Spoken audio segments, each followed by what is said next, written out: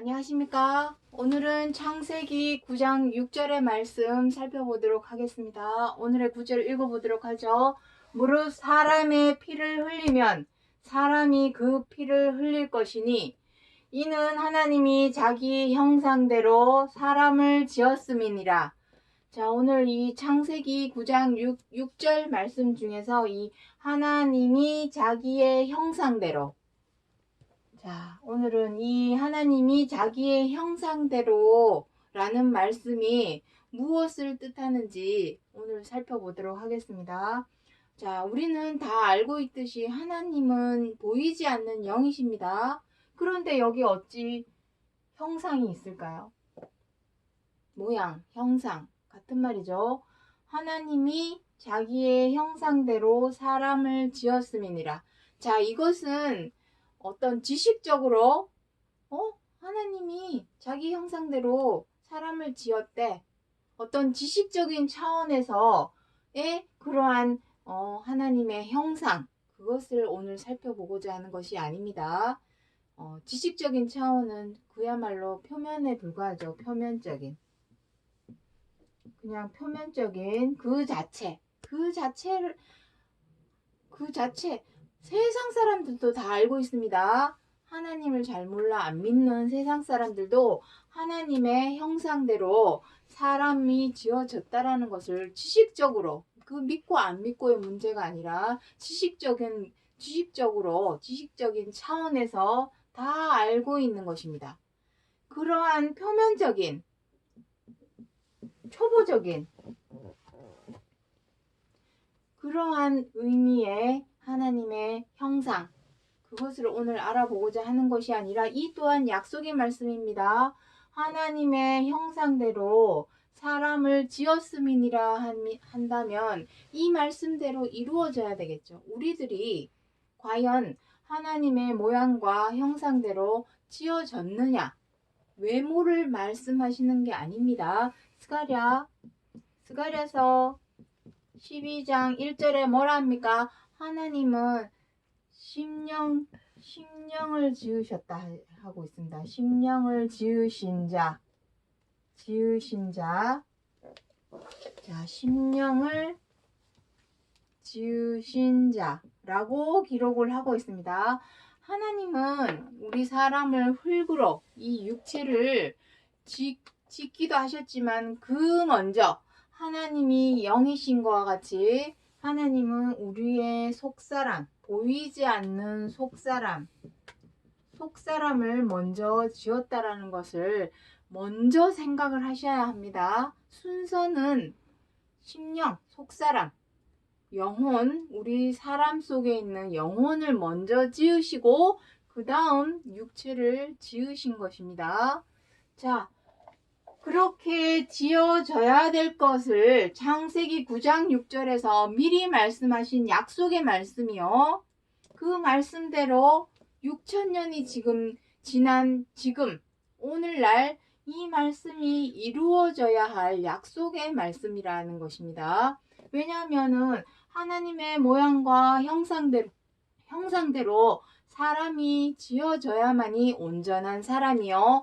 온전한 자가 하나님의 생명과 안식과 구원에 들어갈 수 있기 때문입니다. 그래서 오늘 하나님의 형상, 하나님의 모양, 그것이 무엇인지 지식적인 차원이 아니라 그 속에 들어있는 참형상, 참뜻, 그것을 오늘 알고자 하여 이 시간 살펴보고자 하는 것입니다. 자, 오늘 하나님이 자기의 형상대로 이 말씀을 살펴보기에 앞서서 먼저 앞구절을 한번 보도록 하죠. 앞에 무릇 사람의 피를 흘리면 사람이 그 피를 흘릴 것이니, 자, 이게 사람의 자업자들이라는 말입니다. 인과응보, 사람이 다른 사람의 피를 흘리면 똑같이 그 피를 흘리게 된다. 이 말씀은 이미 가인 때 하나님께서 말씀하셨습니다. 가인을 만나는 자, 가인은 동생 아벨을 쳐 죽였고, 가인은 길을 가다가 자기를 만나는 사람이 자기도 가인처럼 쳐 죽일까 두려워했었죠. 그래서 하나님이 뭐라 했습니까? 가인을 죽이는 자는 가인이 아벨을 쳐 죽인 거와 마찬가지로 다른 사람이 가인을 보고 쳐 죽이면 그 죄를 7배나 묻겠다 하셨던 것처럼 그 피를 묻겠다 하시는 것입니다. 그 말씀과 똑같은 의미가 야고보서 4장에 있습니다. 11절 12절에 형제들아 피차 비방하지 말라. 형제를 비방하는 자나 판단하는 자는 곧 율법을 비방하고 판단하는 것이라. 입법자와 재판자는 오직 하나님이시니 너는 누구간데 이웃을 판단하느냐. 자, 우리는 이 입법자, 재판자, 입법자는 무엇입니까? 법을 만드는 사람, 하나님이시죠. 그리고 그 법을 만든 사람만이 재판할 수 있고 심판할 수 있습니다. 너 선한 사람이다. 마태복음 25장에 나오죠. 선한 사람은 하나님의 우편에, 악을 행한 자는 하나님의 좌측에, 좌편에 있어서 둘이 복과 저주로 나누게 되죠. 그러한 내용과 마찬가지로 법을 만드신 자만이 그 법대로 심판도 하고 판단도 할 수 있지. 우리들은 어떠한 형제라도 우리들은 법을 만든 자가 아니죠. 하나님께서 법을 만든 사람이고 우리는 그 법을 지켜 행하여야 할 입장에 있습니다. 누구를 판단하고 누구를 비방할 입장에 있지 못하다는 것입니다. 여기서 비방한다는 것은 무엇입니까? 비방은 미운 마음에 흉보고 욕하는 거죠. 흉보고 욕하는 것입니다. 자, 그리고 판단은 무엇입니까? 판단. 말이 좋아 판단이지. 우리는 판단을 저 사람 참 착해. 저 사람 이런 식으로 판단을 안 하죠. 비판을 하죠. 비판. 여기서 판단이라고 하는 표현은 하나님께 하시는 그러한 판단이 아니라 심판이 아니라 자, 여기는 지우도록 하겠습니다. 비난입니다. 비판하고 비난하는 것을 의미합니다. 이러한 행위를 하지 말라는 것입니다. 왜? 이것이 다 하나님께서 말씀하시는 죄요 악이기 때문입니다. 죄와 악에서 우리는 벗어나서 무엇을 행해야 됩니까? 오직 서로 사랑하라. 이것만이 우리가 행하여야 할 법입니다. 하나님의 법입니다. 하나님께서 성경 66권 처음부터 끝까지 만드신 수많은 법, 모세 오경에도 많이 기록이 되어 있지만 그 수많은 법들 중에 가장 핵심은 이것입니다. 이것이 바로 입법자, 법을 만든 자의 뜻입니다. 이대로 행하느냐 못 행하느냐에 따라서 하나님께서 심판하고 재판을 하시는 것입니다. 자, 그래서 이것은 행해도 되고 안 해도 되고 서로 사랑하라 하시는 말씀대로 지켜 행해도 되고 안 해도 되고가 아니라 무조건 무슨 일이 있어도 지켜 행하여야 되는 것입니다.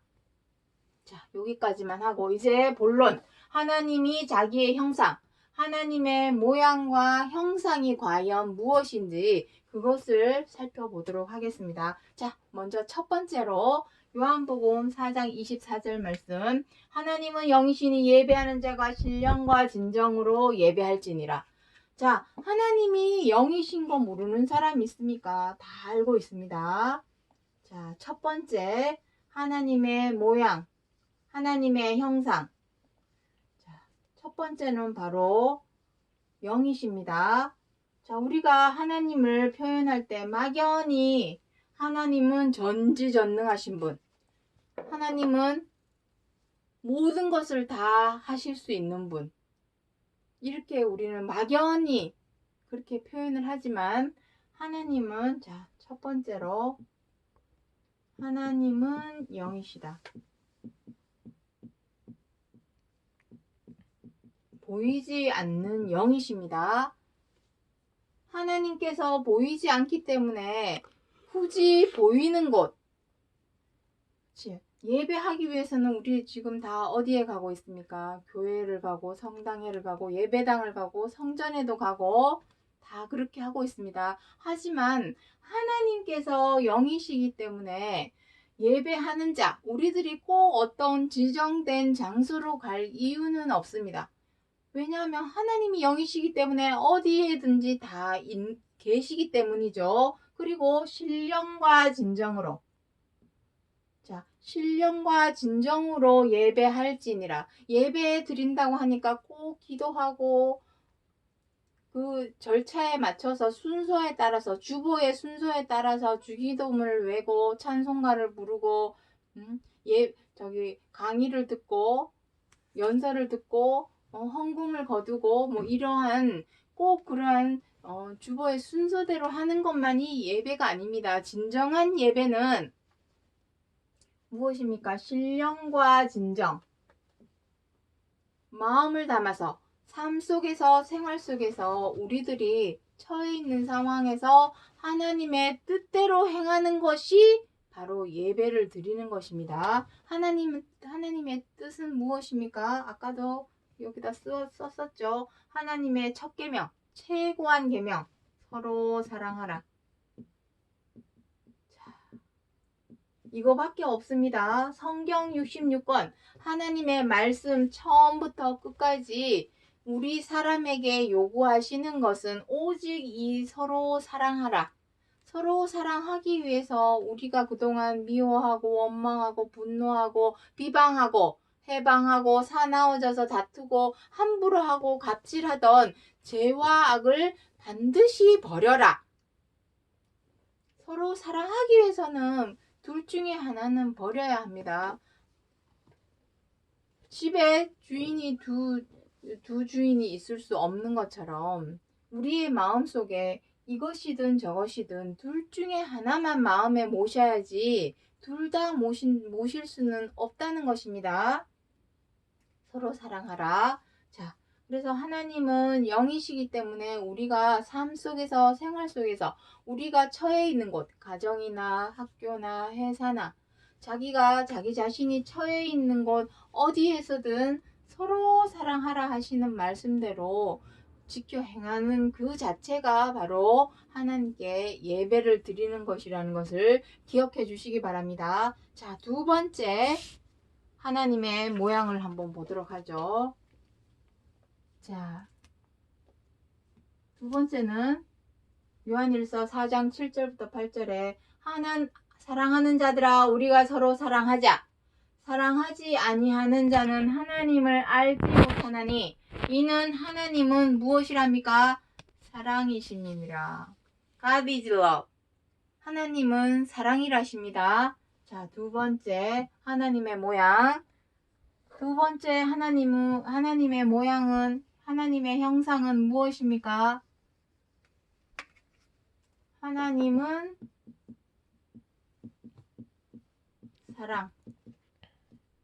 사랑이심이라. 자, 두 번째 하나님의 형상입니다. 사랑. 그래서 우리가 어디에 있든지 서로 사랑하라. 사랑을 행할 때에 우리가 하나님의 형상으로 지어진 사람이 되는 것입니다.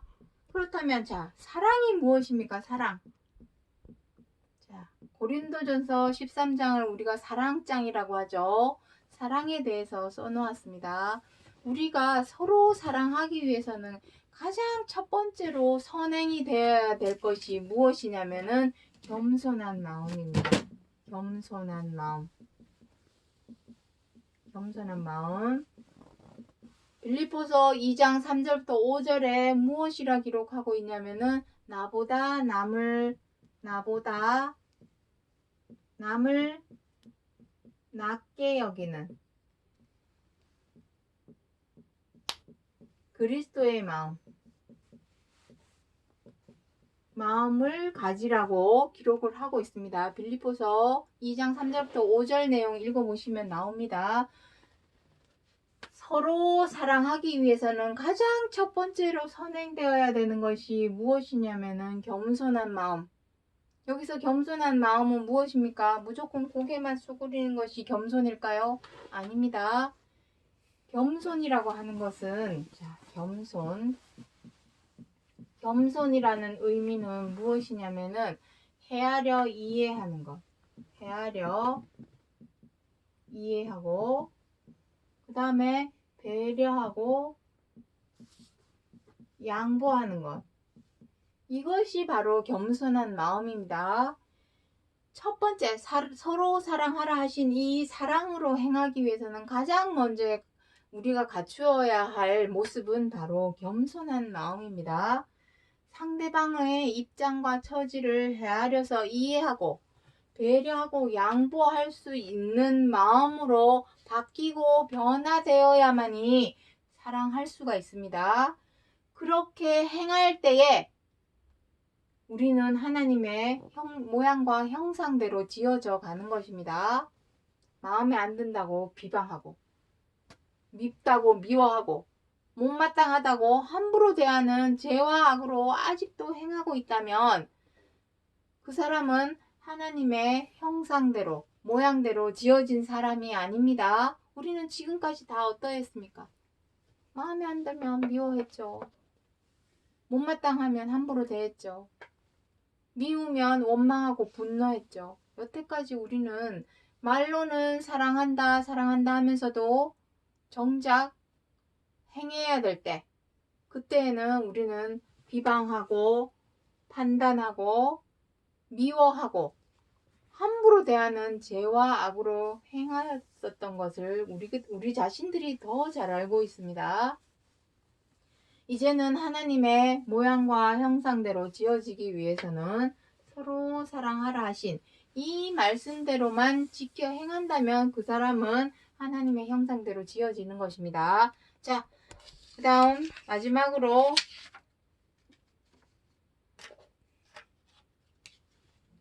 마지막으로 세 번째 하나님의 형상. 자, 이건 떼도록 하겠습니다. 마지막으로 하나님의 형상. 자, 요한일서 1장 1절부터 2절 말씀입니다.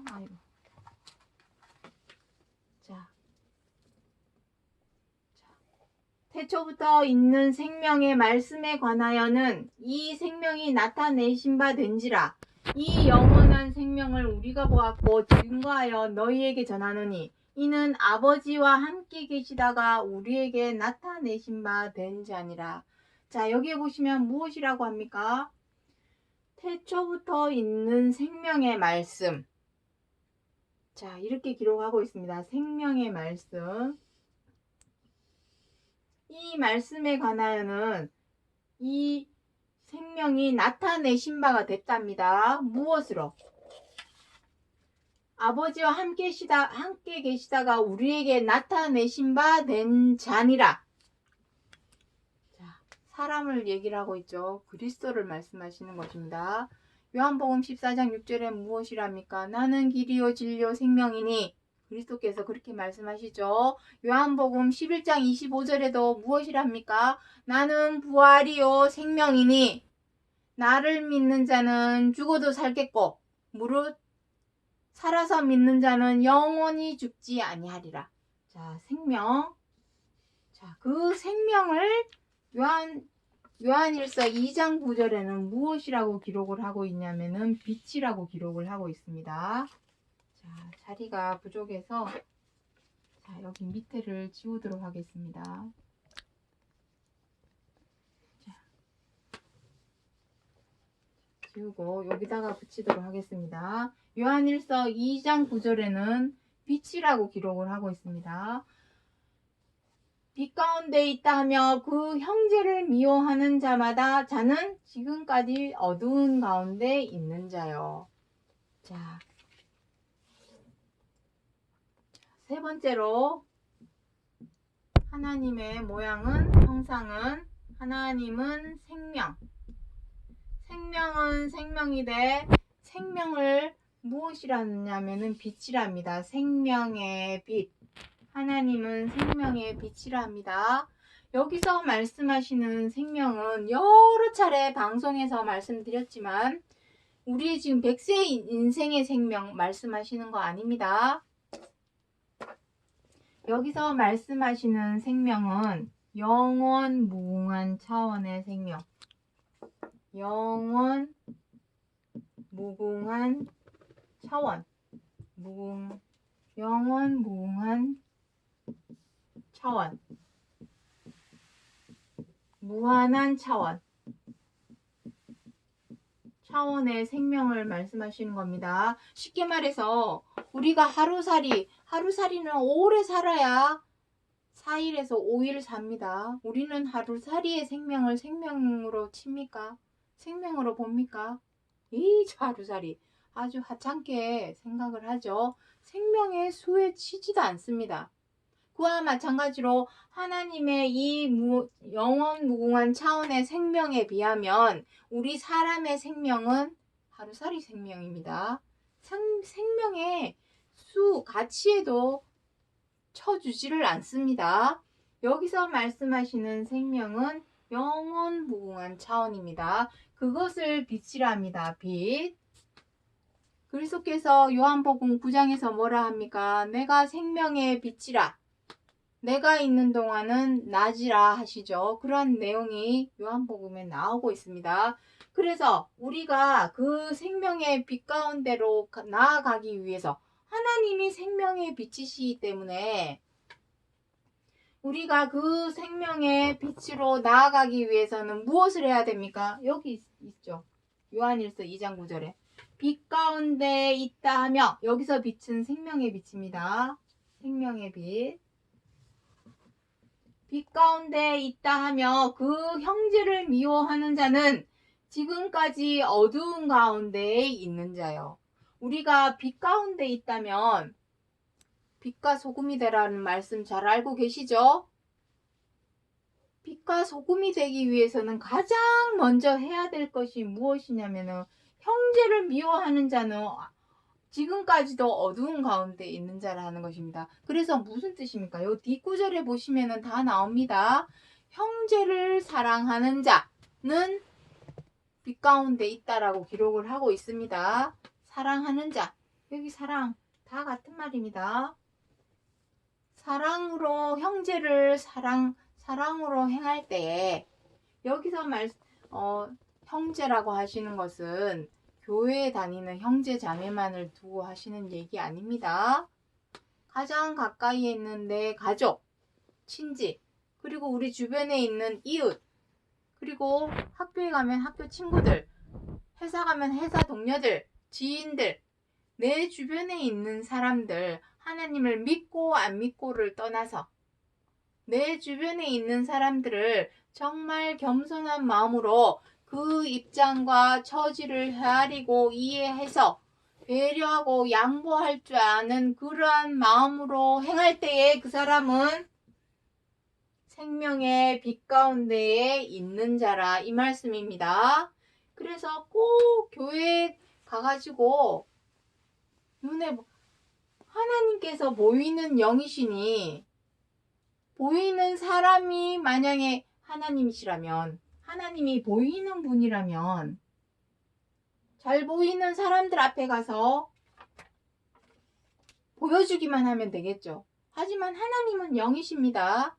사람에게 보이는 것이 아니라 보이지 않는 하나님, 내가 어디에 있든지 오히려 보이는 곳이나 잘 보여야 되는 그러한 장소에서 행하는 것이 아니라 보이지 않는 곳 또는 보이지 않는 뒤쪽 이러한 곳에서 사랑으로 행할 줄 알게 될 때에 그 사람이 하나님의 모양과 형상대로 지음을 받은 자요. 하나님은 그러한 사람이 생명의 빛으로 나아간다는 것입니다. 이렇게 하나님의 형상으로 지어질 때에 그 사람이 하나님의 이름을 부르는 자요, 주의 이름을 부르는 자요. 주의 이름을 부르는 자는 로마서 10장에 무엇이랍니까? 구원을 얻으리라. 이것입니다. 자, 정리를 하겠습니다. 자, 창세기 9장 6절. 이 말씀은 6,000년 전에 기록된 역사적인 사건, 사실을 말하고자 해서 기록을 하신 것이 아니라 이 6,000년이 지난 오늘날 하나님의 모양과 형상대로 지어질 사람에 대하여 약속의 말씀입니다. 이렇게 지어지기를 하나님의 뜻과 마음을 담아 놓은 말씀입니다. 이렇게 지어질 때 하나님의 모양과 형상은 무엇이라 했습니까? 하나님은 영이시기 때문에 보이는 사람에게 맨날 잘 보여봐야 소용없습니다. 보이지 않는 곳, 보이지 않는 뒤에서, 보이지 않는 곳에서 내 마음으로 정말로 하나님의 뜻을 행할 수 있을 때에 그 사람은 하나님의 모양과 형상대로 지어진 사람이요. 이 외모 가지고 하나님의 모양과 형상대로 지어진다고 해서 그러한 뜻을 담고 있는 것이 아닙니다. 표면적인 뜻 아닙니다. 그 뒤에, 그 이면에 담겨져 있는 참뜻, 그 참뜻은 이것이죠. 서로 사랑하라 하시는 말씀대로 지켜 행하여야만이 하나님이 사랑이시기 때문에 우리가 사랑으로 행할 때에 우리도 하나님의 형상대로 지어지는 것이요. 사랑으로 행하는 것 자체가 바로 생명의 빛이기 때문에 영원 무궁한 차원의 생명의 빛이기 때문에 이러한 모양과 형상대로 지어질 때에 하나님의 구원에 이르는 것이요. 이것을 알리고자 하여 창세기 9장 6절에서 말씀하신 약속의 말씀이라는 것을 기억해 주시기 바랍니다. 오늘은 여기까지 하고 마치겠습니다. 감사합니다.